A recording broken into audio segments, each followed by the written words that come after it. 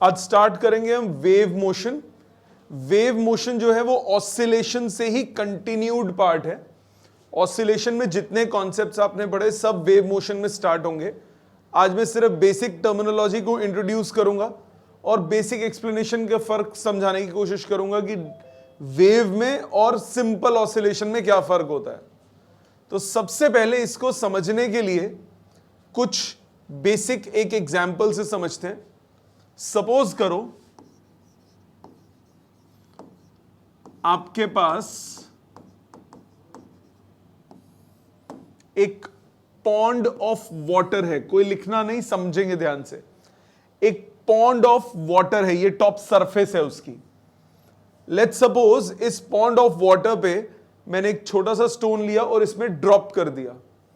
जब वो छोटा सा स्टोन में ड्रॉप करूंगा तो होगा क्या, यहां जो मॉलिक्यूल होगा, जो भी पार्टिकल होगा, उसको एनर्जी मिलेगी, वो नीचे जाएगा। होगा ऐसा? वो नीचे जाएगा क्योंकि उसको मैंने काइनेटिक एनर्जी प्रोवाइड कर दी। एक स्टोन को ड्रॉप किया, स्टोन के पास कुछ काइनेटिक एनर्जी होगी। जब वो उसको स्ट्राइक करेगा तो वो एनर्जी लेके वो पार्टिकल या वो वाटर का मॉलिक्यूल नीचे जाएगा। जब वो वाटर का मॉलिक्यूल नीचे जाएगा, वो अपनी एनर्जी साथ वाले को भी ट्रांसफर करेगा। तो होगा क्या, जब ये अपनी एक्सट्रीम पोजीशन पे होगा तो ये रिबाउंड करेगा। रिबाउंड क्यों करेगा? रिबाउंड करेगा due to elastic nature of medium.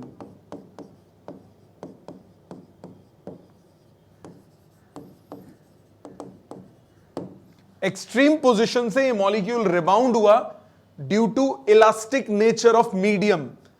इसके साथ वाले मॉलिक्यूल को एनर्जी ट्रांसफर हो गई थी, तो वो नीचे जाना शुरू होगा। ये रिबाउंड होके अपनी मीन पोजीशन पे पहुंचेगा, ये एक्सट्रीम पोजीशन पे आ जाएगा। एनर्जी इसके साथ वाले को ट्रांसफर होगी। स्टेप 3 क्या होगा, ये अपनी मीन पोजीशन को ओवरशूट करेगा। ये एक्सट्रीम से वापस आएगा और इसका मोशन अब नीचे की तरफ स्टार्ट हो जाएगा। हुआ क्या, ध्यान से सुनो। जिस मॉलिक्यूल को मैंने एनर्जी दी वो मॉलिक्यूल नीचे गया। Due to elastic nature of medium वो मॉलिक्यूल वापस आएगा। वो वापस आ रहा है, ये साथ वाला नीचे जा रहा है। ये एक्सट्रीम, ये अपनी मीन पे वापस आया, ये ओवरशूट करेगा, ये एक्सट्रीम से वापस आएगा, इसके साथ वाला मॉलिक्यूल मोशन स्टार्ट कर देगा नीचे जाने का। सो बेसिकली होगा क्या, मॉलिक्यूल अपनी जगह पे सिंपल हार्मोनिक मोशन करते हैं और एनर्जी को ट्रांसफर कर देते हैं from one molecule to another. दोबारा समझो क्या हुआ। सबसे पहला स्टेप, सबसे पहले ये वाला मॉलिक्यूल, अभी मैं इसको एक बार रिपीट एक्सप्लेन करूंगा, पहले यहां समझो। मैंने बोला ये मॉलिक्यूल नीचे तक पहुंचा, ये वापस आया due to elastic nature of medium, इसके साथ वाला नीचे मोशन स्टार्ट कर दिया। ये मीन पे वापस पहुंचा, तब तक ये एक्सट्रीम पे पहुंच गया, इसके साथ वाले ने अपना मोशन स्टार्ट कर दिया। इसने ओवरशूट किया, ये टॉप पे पहुंचेगा, ये वापस मीन पे आ चुका है, ये एक्सट्रीम पे पहुंच चुका है।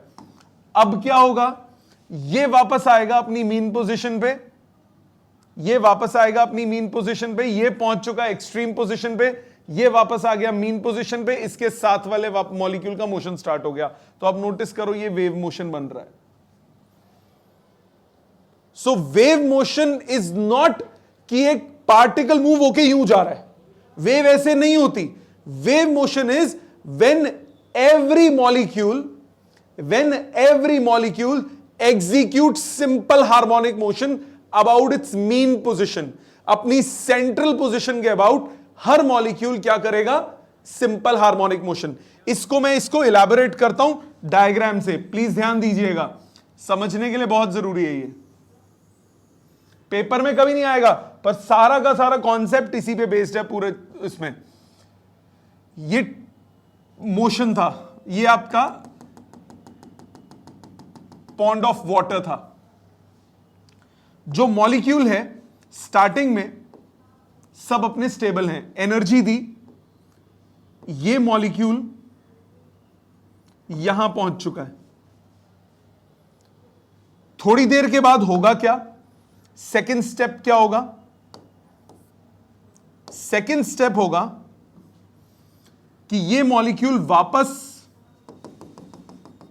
ऊपर आके, थोड़ा छोटा कर देता हूं नहीं तो जगह बनेगी नहीं पूरी, 1 मिनट रिपीट बना रहा हूं। स्टार्टिंग में ये इस तरह से है, स्टेबल है, ये मॉलिक्यूल एक्सट्रीम पोजीशन पे पहुंच गया। जब ये मॉलिक्यूल वापस मीन पोजीशन पे आएगा, जब ये मॉलिक्यूल नंबर 1 वापस मीन पोजीशन पे आएगा, तो इसके साथ वाला मॉलिक्यूल नंबर 2 जो पहले रेस्ट पे था, वो एक्सट्रीम पे पहुंच चुका है। अब ये जो मीन पोजीशन पे आ चुका है, ये क्या करेगा? ओवरशूट करेगा। फर्स्ट मॉलिक्यूल अब क्या करेगा? ओवरशूट करेगा।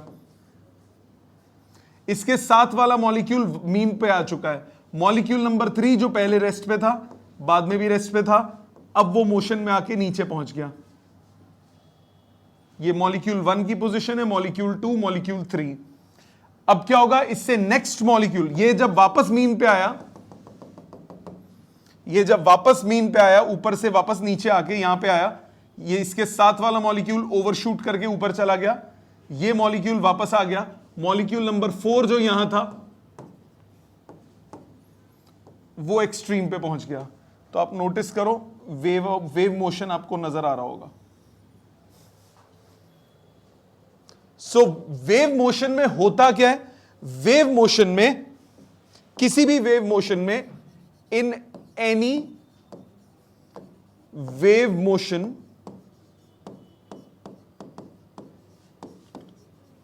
there is no transfer of matter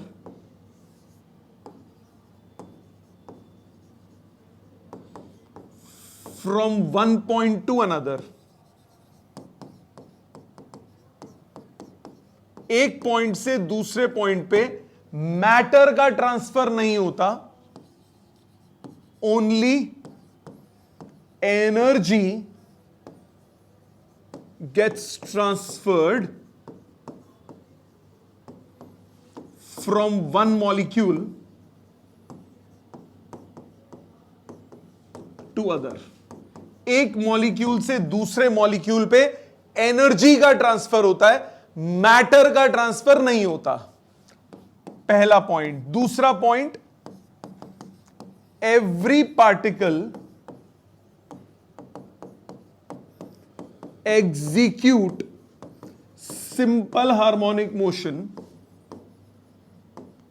about its mean position.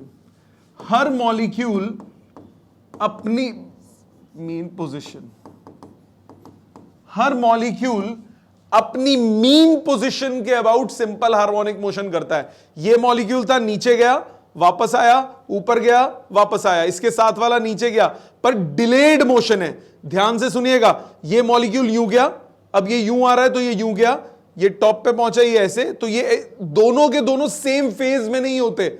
Her molecule, every consecutive molecule is in different phase as the preceding molecule.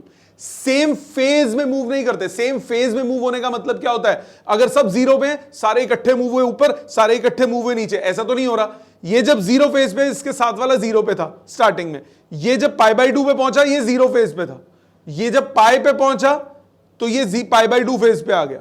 फिर ये 3π/2 फेज पे पहुंचा तो ये पाई फेज पे आया। फिर ये 2π फेज पे आया तो ये 3π/2 पे चला गया। फिर ये नीचे गया, ये नीचे आया। इस तरह से दोनों के बीच में क्या चल रहा है? सिंपल हार्मोनिक मोशन चल रहा है। सेम आगे जाता जाएगा। सो ये मॉलिक्यूल इसके साथ वाले, जो मैंने एग्जांपल लिया, जो मैंने अभी आपके सामने एग्जांपल लिया, इसमें मैंने दो कंसेक्यूटिव मॉलिक्यूल्स के बीच में 90 डिग्री का फेज डिफरेंस लिया। ये 90 डिग्री फेज पे, तो ये 0 डिग्री फेज पे। फर्स्ट वाला 180 पे आया तो ये 90 पे आ गया। फिर फर्स्ट वाला 270 पे आया तो ये 180 पे आया। फिर फर्स्ट वाला 360 पे आया तो ये 270 पे आ गया। 90 डिग्री का फेज है। सेकंड और थर्ड में भी 90 का है, क्योंकि सेकंड को 90 पे है तो थर्ड वाला 0 पे है। सेकंड जब 180 पे है तो थर्ड वाला 90 पे। ये जो मैंने एग्जांपल है, होंगे तो बहुत सारे मॉलिक्यूल्स, यहां मैंने सिर्फ 90 के गैप में शो किए। इसका मतलब दो कंसेक्यूटिव मॉलिक्यूल्स के बीच में हमेशा ऑलवेज क्या होगा? फेज का डिफरेंस होगा। सारे मॉलिक्यूल सेम फेज में ट्रैवल, सेम फेज में मूव नहीं करते। तो पॉइंट बहुत इंपॉर्टेंट है दोनों। पहला, in any wave motion there is no transfer of matter. Matter यानी पार्टिकल्स यानी कि मास ट्रांसफर नहीं होता, सिर्फ पार्टिकल्स अपनी जगह पे क्या करते हैं, सिंपल हार्मोनिक मोशन। इसका एक सिंपल एग्जांपल, कभी कहीं पॉन्ड देखना जहां पे पानी रुका हो, एक छोटा सा वो ले लो, वुडन प्लैंक ले लो, पतला सा लकड़ी का छोटा सा वुडन प्लैंक ले लो, उसको पानी की सतह पे रख दो, रुका हुआ है। अब एक तरफ से रिपल्स उठाओ, एक तरफ पत्थर मारो, तो जब रिपल्स उठ के जाएंगे तो आप नोटिस करोगे जब इसके प्लैंक के नीचे से जब रिपल्स निकलेंगे तो ये प्लैंक अपनी जगह पे ऐसे ऊपर नीचे हो जाएगा। इसका मतलब जो मैटर है वो मूव नहीं हो रहा, सिर्फ पार्टिकल्स जो हैं वो अपनी जगह पे क्या कर रहे हैं, एसएचएम। बट क्योंकि वो अलग अलग फेज पे हैं तो हमेशा ऐसा लगता है कि वो मूव कर रहा है, जबकि मूव नहीं करता। ये मॉलिक्यूल इधर हुआ, इसके साथ वाले ने भी मूवमेंट शुरू कर दिया, इसके साथ, तो सब इन सिंक चलते हैं, तो ऐसा लगता है कि एनर्जी, पार्टिकल्स आगे मूव कर रहे हैं, जबकि पार्टिकल्स नहीं मूव करते। क्या मूव करती है, एनर्जी। पार्टिकल्स, मैटर तभी मूव करेंगे जब एक डायरेक्शन में आप एनर्जी फोर्स प्रोवाइड करोगे, अदरवाइज वो सिर्फ रिपल्स जब उठेंगे तो वो सिर्फ अपनी जगह पे क्या करते हैं, सिंपल हार्मोनिक मोशन। क्या ये बात सबको समझ में आती है यहां तक? ऑनलाइन सबको ये बात समझ में आती है? Yes, sir. ठीक है। So every particle executes SHM about their mean position. दूसरी बात, एसेंशियल कंडीशन क्या है वेव मोशन होने के लिए, जरूरी कंडीशन क्या है? एसेंशियल कंडीशंस, 3 एसेंशियल कंडीशंस हैं किसी भी वेव मोशन के होने के लिए। 3 जरूरी कंडीशंस हैं जो हमें चाहिए ही चाहिए। सबसे पहली condition, medium must possess elastic properties. Medium के पास इलास्टिक नेचर होना चाहिए। क्यों? जब वो एक्सट्रीम से वापस आएगा, वापस क्यों आएगा? इलास्टिसिटी की वजह से आएगा। अगर वो इलास्टिक नेचर ही ना हुआ फिर क्या होगा? फिर तो वो वापस ही नहीं आएगा ना। जैसे क्ले है, आपके पास एक बहुत सारा क्ले है, क्ले पे पत्थर मारो, क्या होता है? धप करके नीचे हो जाएगा, वो तो नहीं रिपल आगे उठाएगा। क्यों? क्योंकि उसके मीडियम के पास इलास्टिक नेचर नहीं है। ठीक, तो इलास्टिक नेचर जब तक नहीं होगा, अब यही रबर बैंड है आपके पास, हल्का सा प्रिक करो तो दूर तक वेव जाएगी ना, क्योंकि उसके मीडियम के पास क्या है? इलास्टिक नेचर है। सो सबसे पहली एसेंशियल कंडीशन कि मीडियम के पास इलास्टिक प्रॉपर्टीज होनी चाहिए, तब वेव मोशन ट्रैवल हो सकता है। दूसरा, particles of medium must possess inertial properties।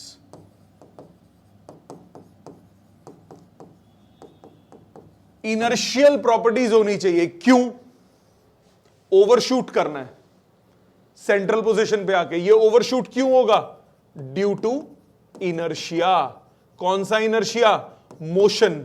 ये मूव करके ऊपर आ रहा है, due to inertia of motion वो ओवरशूट करेगा ना, तभी रुकेगा हाईएस्ट पॉइंट पे जाके, फिर वापस आएगा। हाईएस्ट पॉइंट पे जाके रुका क्यों? इलास्टिक नेचर की वजह से।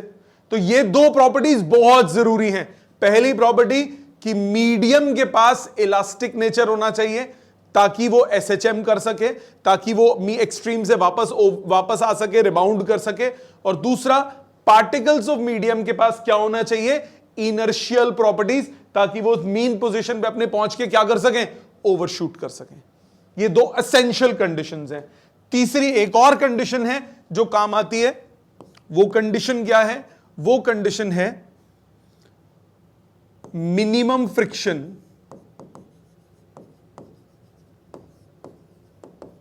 बिटवीन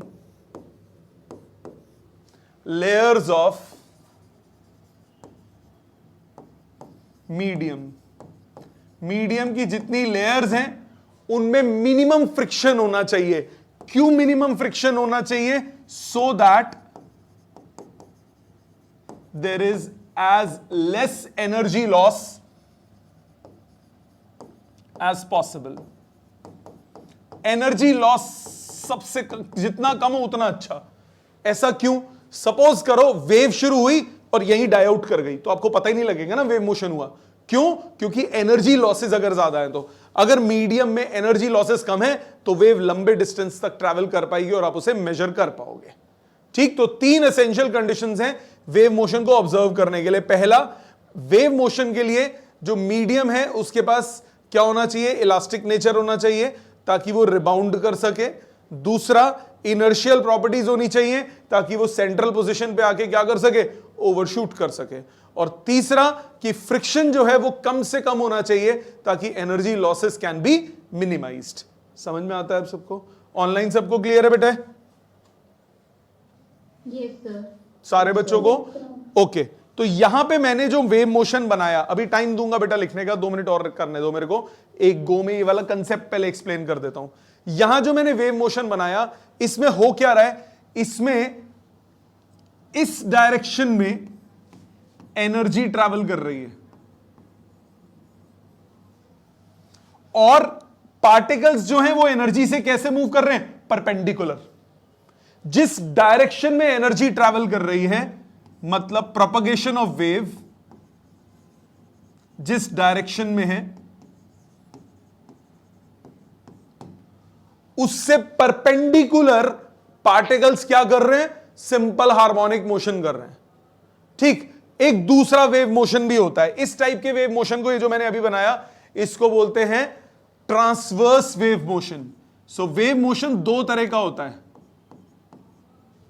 इनको मैटर वेव्स बोलते हैं। मैटर वेव 2 तरह की होती हैं। पहली है ट्रांसवर्स वेव,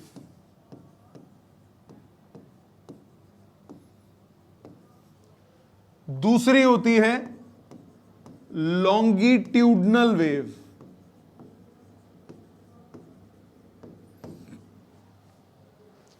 ट्रांसवर्स वेव का मतलब क्या होता है? ट्रांसवर्स वेव का मतलब है it is a wave motion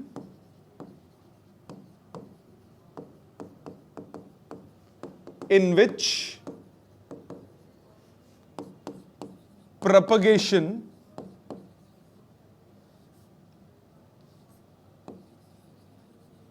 of wave or energy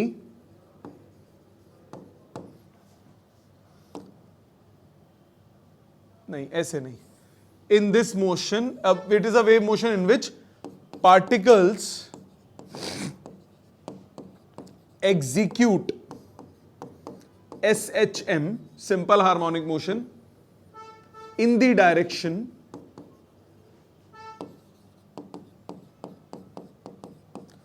perpendicular to the direction of propagation of wave. Wave की जो propagation की डायरेक्शन है उससे परपेंडिकुलर डायरेक्शन में पार्टिकल क्या करें?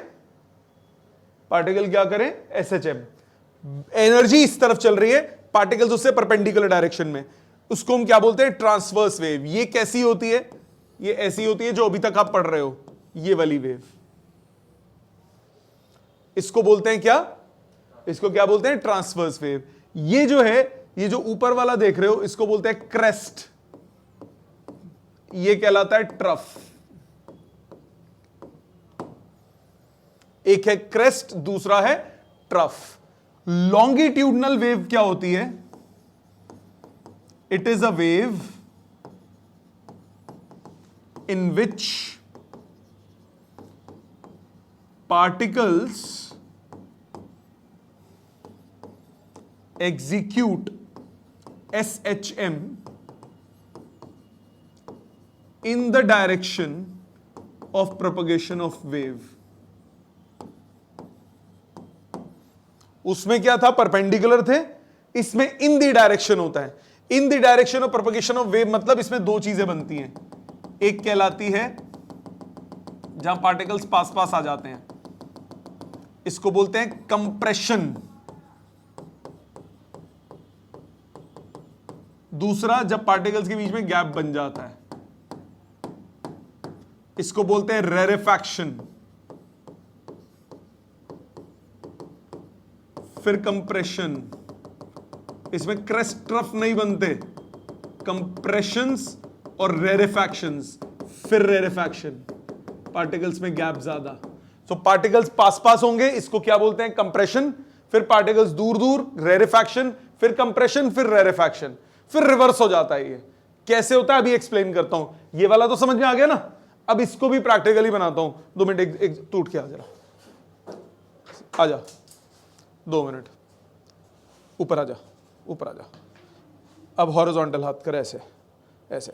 ये पार्टिकल्स हैं। अब इन पार्टिकल्स पे जब डिस्टर्बेंस होगी तो क्या होगा, पार्टिकल्स मूव करेंगे। अगर तो वो परपेंडिकुलर मूव करते हैं तो ये कौन सा वेव मोशन है, ये वेव मोशन कौन सा है, ट्रांसवर्स। अगर वो हॉरिजॉन्टली मूव करते हैं तो ये कौन सा है, लॉन्गिट्यूडनल। एक बार पहले ट्रांसवर्स दोबारा देखते हैं। ऐसे सीधा कर, मैं अपने आप हिलाऊंगा, तू मत करियो, ठीक है। ये वाला पार्टिकल है, मैंने बोला सबसे पहले नीचे गया, तू मत छेड़, कुछ मत कर। ये पार्टिकल नीचे गया, जब ये ऊपर गया तो ये वापस आया, ठीक। अब इस पार्टिकल ने क्या करना है, ओवरशूट। ये कहां चला जाएगा, ऊपर। ये पार्टिकल कहां चला जाएगा, नीचे। ऐसे ही होगा। अब ये ओवरशूटिंग पोजीशन से वापस आएगा, ये ऊपर जाएगा, ये इधर आएगा, और ये वाला पार्टिकल नीचे चला जाएगा। आप देखो, आपको क्रेस्ट और ट्रफ बनती हुई नजर आ रही है। तो ये कौन सा वेव मोशन था, ये मोशन था, कौन सा था, ट्रांसवर्स। अब आ जाते हैं लॉन्गिट्यूडनल वे। हाथ ऐसे कर फिर से। अब क्या हुआ, अब पार्टिकल्स पहले ऐसे मूव कर रहे थे, अब वो हॉरिजॉन्टली मूव करेंगे। तो होगा क्या, सबसे पहले पार्टिकल्स मूवमेंट स्टार्ट करते हैं, ये इधर जाता है। जब ये इधर जाएगा, एनर्जी साथ वाले को ट्रांसफर होगी, सबके सब एसएचएम शुरू कर देंगे। तो सबसे पहले ये पार्टिकल इधर गए, ऐसे ही कर मेरे हाथ की तरह। आप देखो, ये पार्टिकल यहां पे पास पास हो गए, फिर बीच में गैप बढ़ गया, फिर वहां पास पास हो गए। ये क्या है, कंप्रेशन, ये क्या है, रेरेफैक्शन, ये क्या है, कंप्रेशन। फिर मोशन हुआ, कर। अब क्या हुआ, जहां पहले रेरेफैक्शन था वहां आ गया कंप्रेशन, जहां कंप्रेशन था वहां क्या आ गया, रेरेफैक्शन। फिर से उल्टा हो गया। तो पार्टिकल्स अब क्या करेंगे, अपनी पोजीशन के अबाउट एसएचएम करेंगे इन the direction of propagation. Thank you, in the direction of propagation. इसमें क्या होगा, कंप्रेशंस क्रिएट होंगी, रेरेफैक्शंस क्रिएट होंगी। जो लॉन्गिट्यूडनल वेव है, ट्रांसवर्स वेव है, उसमें प्रोपगेशन क्या थी, परपेंडिकुलर। उसमें बनता है क्या, क्रेस्ट और ट्रफ। जो लॉन्गिट्यूडनल वेव है उसमें प्रोपगेशन किस डायरेक्शन में होती है, इन the direction of propagation of wave. तो उसमें क्या बनता है, कंप्रेशंस, और क्या बनते हैं, रेरेफैक्शंस। इसको मैं इलैबोरेट करके दिखाता हूं डायग्राम में, जरा ध्यान देना। ये फर्स्ट पार्टिकल है, ये उसकी पोजीशन बनाऊंगा यहां पे, इस लाइन पे। पेपर में ये बनाने को नहीं आता, मैं एक्सप्लेन करने के लिए सिर्फ कर रहा हूं। ये सेकंड पार्टिकल है, ये उसकी पोजीशन इस लाइन पे बनाऊंगा। ये थर्ड पार्टिकल है, इसकी पोजीशन इस लाइन पे बनाऊंगा। पार्टिकल नंबर 4, पोजीशन इस लाइन पे बनाऊंगा। पार्टिकल नंबर 5, पोजीशन इस लाइन पे बनाऊंगा। सो पहले मैं एक्सप्लेन कर रहा हूं आपको, पहले मैं एक्सप्लेन करता हूं आपको। कौन सा वेव पहले पढ़ा था हमने, अभी कौन सा पढ़ रहे हैं, कौन सा वेव पढ़ रहे हैं, लॉन्गिट्यूडनल। तो लॉन्गिट्यूडनल की पहले बात करते हैं। जब हम लॉन्गिट्यूडनल की बात करेंगे, तो इसमें होगा क्या, ध्यान दीजिएगा। ये मैं लॉन्गिट्यूडनल वेव मोशन एक्सप्लेन कर रहा हूं आपको। लॉन्गिट्यूडनल, फर्स्ट पार्टिकल यहां पे, सब लोग शुरुआत में यहां पे पार्टिकल एसएचएम करता है लेफ्ट राइट लेफ्ट राइट। तो ये वाला पार्टिकल यहां पहुंच गया, इधर आ गया, बाकी सब अपनी जगह पे, इनमें कोई चेंज नहीं। अब क्या हुआ, ये पार्टिकल आगे गया, वापस आया, तो इस पॉइंट पे पहुंच गया, अगले वाले का मोशन स्टार्ट हो गया, ये यहां चला गया। पहले क्या हो रहा था, ऊपर नीचे, अब लेफ्ट राइट होंगे सब, ये अपनी जगह पे ही है। अब ये वाला पार्टिकल फर्स्ट वाला इधर पहुंचा एक्सट्रीम पे, ये वाला वापस आ गया, इसका मोशन स्टार्ट हो गया एक्सट्रीम पे, ये यहां पहुंच गया। आगे एनर्जी अगले वाले को ट्रांसफर होती जा रही है। अब ये जब एक्सट्रीम से वापस मीन पे आएगा, ये वाला मीन से कहां पहुंचेगा, एक्सट्रीम पे पहुंचेगा, वो वापस मीन पे आया, उसने मोशन स्टार्ट कर दिया आगे वाले का। अब क्या होगा, फर्स्ट वाले की देखो साइकिल देखना, ये पास पास आ गए, आगे रेरिफैक्शन क्रिएट हो गई यहां पे, फिर आगे फिर कंप्रेशन आएगी। अब ये वापस आया अपनी मीन पोजीशन पे, इसने साथ वाले को ट्रांसफर किया, ये पहुंचा अपनी एक्सट्रीम पोजीशन पे, ये आया वापस मीन पोजीशन पे, और ये वाला इस तरफ आ गया। तो यहां कंप्रेशन क्रिएट हो गई, फिर रेरिफैक्शन क्रिएट हुई, फिर कंप्रेशन। तो पार्टिकल का मोशन देखना कैसा हुआ, पार्टिकल का मोशन ऐसे हो रहा है।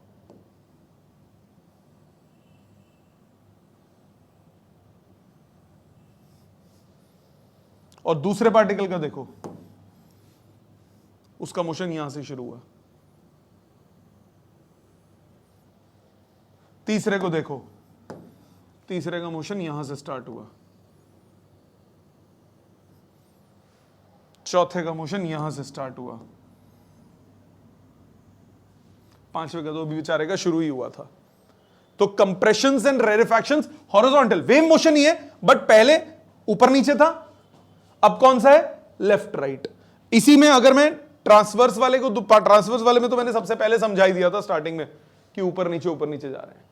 क्या ये सबको समझ में आया? एक बार इसी तरीके से लॉन्गिट्यूडनल वाले मेथड में जैसे मैंने समझाया वैसे ही ट्रांसवर्स वाले को भी दोबारा समझो।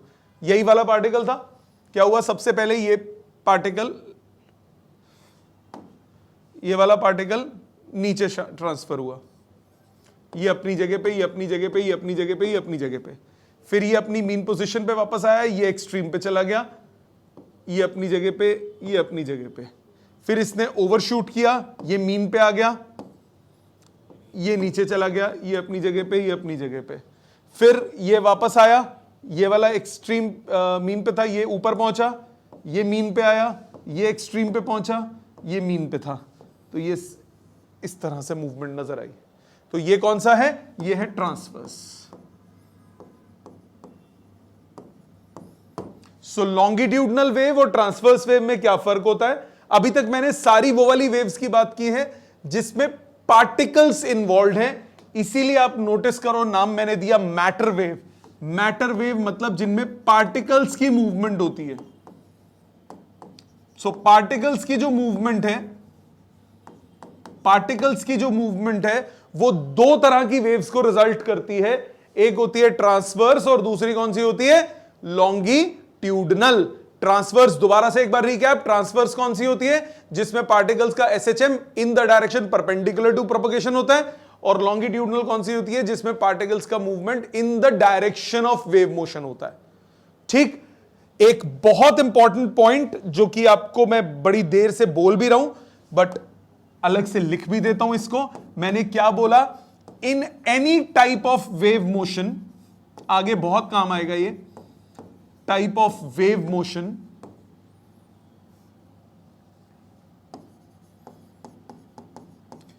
There is a continuous phase difference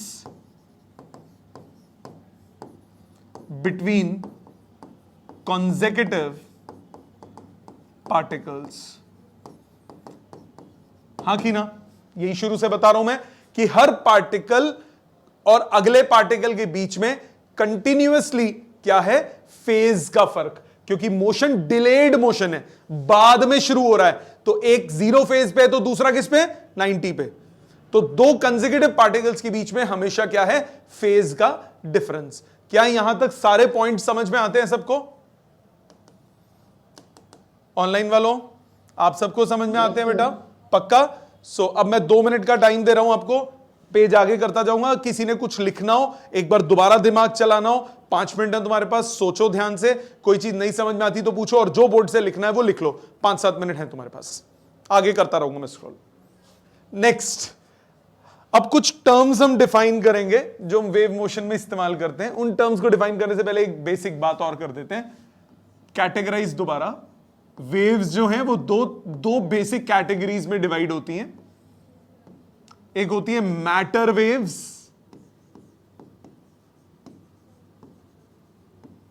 जो कि अभी हमने पढ़ा, मैटर वेव्स दो तरह की हो सकती हैं, लॉन्गिट्यूडनल और ट्रांसवर्स। मैटर वेव का मतलब क्या होता है? पार्टिकल्स एग्जीक्यूट SHM, पार्टिकल्स की फिजिकल मूवमेंट होती है मैटर वेव्स में। दूसरे तरीके की जो वेव्स हैं वो है इलेक्ट्रोमैग्नेटिक वेव्स।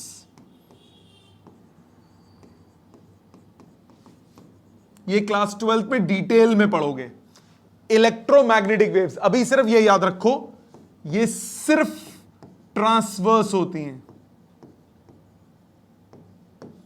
ये लॉन्गिट्यूडनल नहीं होती, ये सिर्फ ट्रांसवर्स होती है। इसमें no material medium is required, particles की मूवमेंट नहीं होती इसमें। इसमें क्या होता है? इसमें होता है disturbance of electric and magnetic fields. Electric और मैग्नेटिक फील्ड की डिस्टर्बेंस होती है। जो लाइट है, इसके एग्जाम्पल्स पहले, इसके एग्जाम्पल मैटर इलेक्ट्रोमैग्नेटिक वेव के, इसके एग्जाम्पल हो गए आपके visible light, infrared rays, ultraviolet rays, gamma rays, X rays, radio waves, ये सब की सब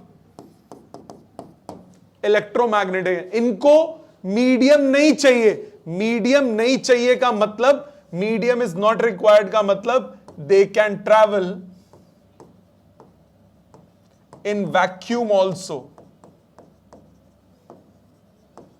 वैक्यूम में भी ट्रैवल कर सकती हैं, जबकि मैटर वेव्स जो हैं ये वैक्यूम में ट्रैवल नहीं कर सकती।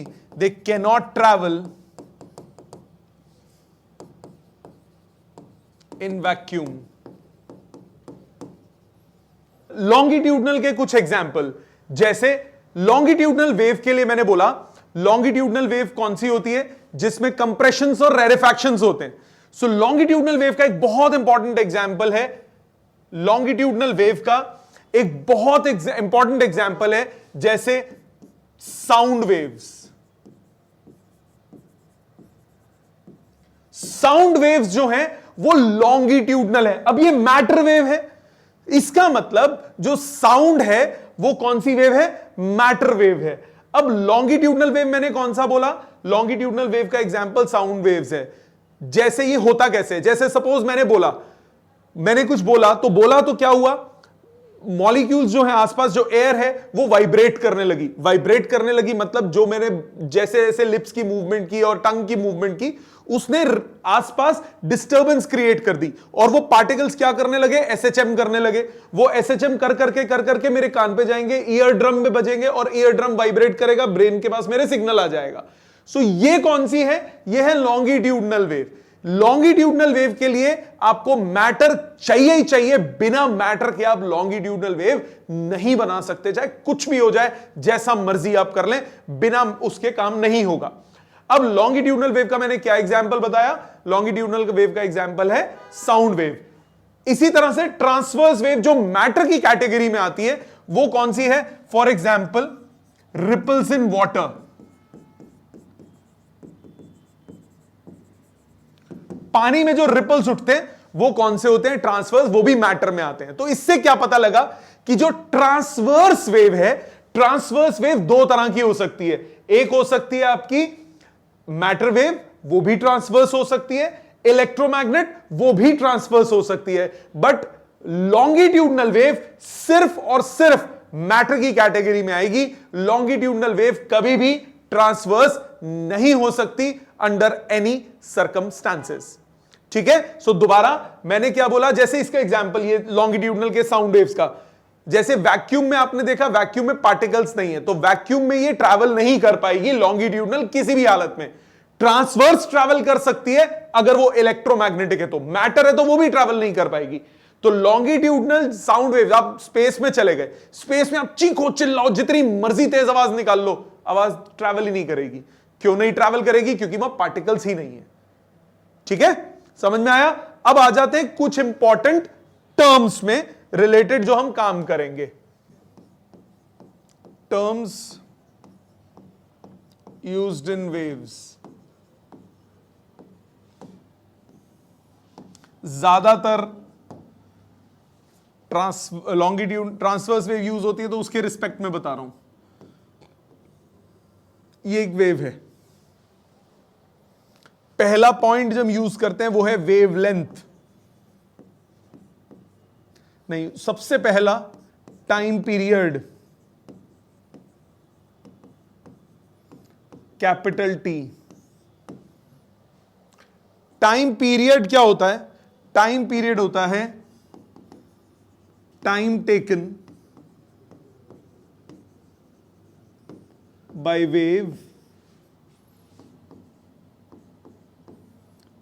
to come back to its original phase या come back to same phase। इसका मतलब क्या हुआ? ये वेव है, इस पॉइंट और इस पॉइंट के बीच में जो टाइम है ये है टाइम पीरियड। इस पॉइंट और इस पॉइंट के बीच में भी जो टाइम है वो है टाइम पीरियड। π/2 फेज से वापस π/2 फेज पे आने का जो टाइम है वो कौन है? Time period. सेम फेज पे पहुंचने का टाइम, ये पॉइंट और ये पॉइंट सेम फेज में पहुंचने का टाइम, ये भी क्या है? Time period. सो टाइम पीरियड को आप कैसे रिप्रेजेंट करते हो? कैपिटल टी से। दूसरा पॉइंट, वेवलेंथ। वेवलेंथ, वेवलेंथ क्या होता है? Distance covered by the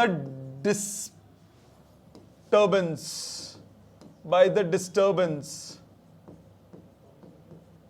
in capital T time. इसको बोलते हैं वेवलेंथ। मतलब ये लेंथ, ये जो लेंथ ट्रैवल हो रही है, इस लेंथ को क्या बोलते हैं? वेवलेंथ। वेवलेंथ को हम लैम्डा से डिनोट करते हैं। इसके यूनिट्स क्या होते हैं? मीटर्स। मतलब कैपिटल टी टाइम में जो लेंथ कवर होगी उसको क्या बोलते हैं? वेवलेंथ। तीसरा, वेव वेलोसिटी। वेव वेलोसिटी क्या होगा? Length upon time. हां कि ना? वेव वेलोसिटी, वेव वेलोसिटी क्या है? It is the velocity with which disturbance travel in medium। Disturbance किस स्पीड से आगे जा रही है उसको क्या बोलते हैं? Wave velocity. It is different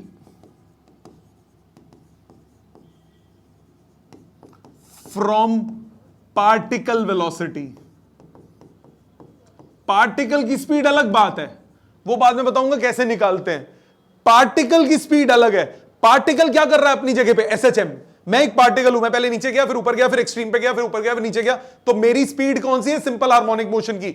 ये डिस्टर्बेंस आगे ट्रैवल कर रही है, तो डिस्टर्बेंस कितनी स्पीड से ट्रैवल करती है?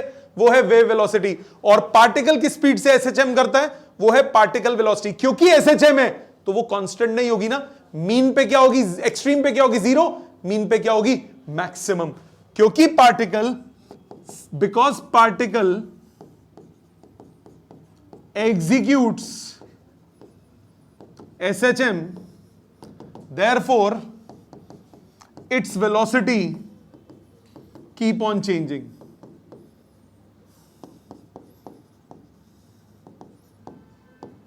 Its maximum at mean and minimum at extreme. Extreme position पे मिनिमम माने 0 और मीन पोजीशन पे क्या होती है? मैक्सिमम। ये कौन सी स्पीड है? Particle velocity. वेव वेलोसिटी क्या होता है? कितनी तेजी से एनर्जी आगे ट्रैवल कर रही है, दैट इज वेव वेलोसिटी। इसमें ध्यान दीजिएगा, मैंने एक फॉर्मूला अभी लिखा, v is equal to lambda by T. एक ये न्यूमेरिकल में काम आएगा। अब 1 अपॉन टाइम पीरियड क्या होता है? फ्रीक्वेंसी। याद है बात? 1 अपॉन टाइम पीरियड होता है फ्रीक्वेंसी। तो एक रिलेशन बना v is equal to nu lambda. 1 upon time को मैंने क्या डाल दिया? फ्रीक्वेंसी। सो दूसरा जो रिलेशन हमारे काम में आएगा, जो बचपन में पढ़े हुए रिलेशंस हैं, वो आएगा v is equal to nu lambda. इसमें एक बार फिर से रिकैप, फ्रीक्वेंसी क्या होता है? फ्रीक्वेंसी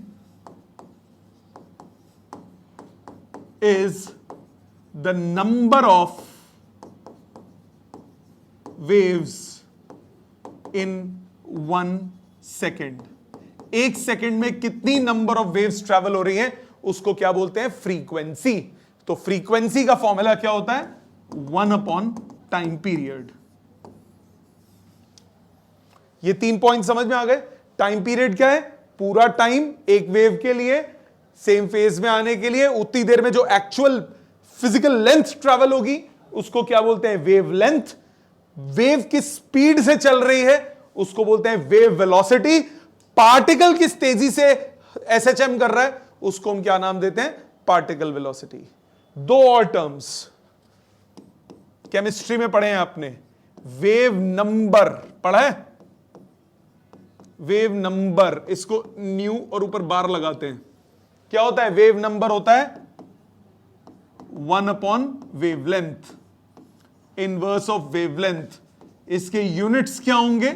इसके यूनिट होंगे मीटर इनवर्स। अगली टर्म एंगुलर फ्रीक्वेंसी, ये पिछले चैप्टर में भी पढ़ लिया। एंगुलर फ्रीक्वेंसी ओमेगा से डिनोट करते हैं। ओमेगा क्या होता है? 2 पाई बाय कैपिटल टी, या फिर 2 पाई मल्टीप्लाइड बाय फ्रीक्वेंसी। ये क्या कहलाता है? Angular frequency. इसके यूनिट्स क्या होते हैं? इसके यूनिट्स होते हैं रेडियंस पर सेकंड। इसके अलावा नया टर्म एंगुलर वेव नंबर, इसको के से डिनोट करते हैं। एंगुलर वेव नंबर ये होता है 2 पाई बाय लैम्डा। ये वो नहीं है के, वो स्प्रिंग कांस्टेंट वाला नहीं है, ये दूसरा के है। इसका नाम है एंगुलर वेव नंबर। इसका नंबर, इसका है 2 पाई बाय लैम्डा। इसके यूनिट्स रेडियंस पर मीटर। ठीक, तो ये कुछ छोटे छोटे पॉइंटर्स हैं, छोटे छोटे टर्म्स हैं, जो हम आगे आने वाली क्लासेस में कभी भी कैसे भी यूज करेंगे। तो आपको इनका एक एक शब्दशः मतलब मालूम होना चाहिए। एक बार दोबारा मैंने कौन कौन से बोले। पहला मैंने बोला टाइम पीरियड। टाइम पीरियड होता है सेम फेज में आने का जो टाइम है, उसको क्या बोलते हैं? Time period. इतने में जो लेंथ कवर होती है उसको बोलते हैं वेव लेंथ। किस स्पीड से एनर्जी ट्रैवल हो रही है उसको क्या बोलते हैं? Wave velocity. पार्टिकल कितनी तेजी से एसएचएम कर रहा है जो कि कांस्टेंट नहीं है, उसको बोलेंगे पार्टिकल वेलोसिटी, क्योंकि वो एसएचएम कर रहा है इसीलिए वो कांस्टेंट नहीं है। Frequency, number of waves in 1 second, 1 upon time period formula. v is equal to lambda by T, इसको मैं न्यू 1 बाई टी लिख के v is equal to nu lambda लिख सकता हूं। इसके अलावे वेव नंबर ये होता है 1 by wavelength, angular frequency 2 pi by T, और angular wave number 2 pi by lambda. एक मैं अभी इन्हीं सारे फॉर्मूलाज को समराइज कर रहा हूं एक जगह, और एक एडिशनल लिखूंगा। मैंने फॉर्मूला निकाला वेव वेलोसिटी, प्लीज ध्यान दीजिएगा। वेव वेलोसिटी का फॉर्मूला क्या निकाला? लैम्डा बाय कैपिटल टी, यही निकाला। दूसरा फॉर्मूला निकाला न्यू लैम्डा, 1/टाइम को फ्रीक्वेंसी डाल के। तीसरा एक और फॉर्मूला, अगर मैं 2 पाई से मल्टीप्लाई डिवाइड कर दूं तो मेरे पास आएगा ओमेगा बाई के।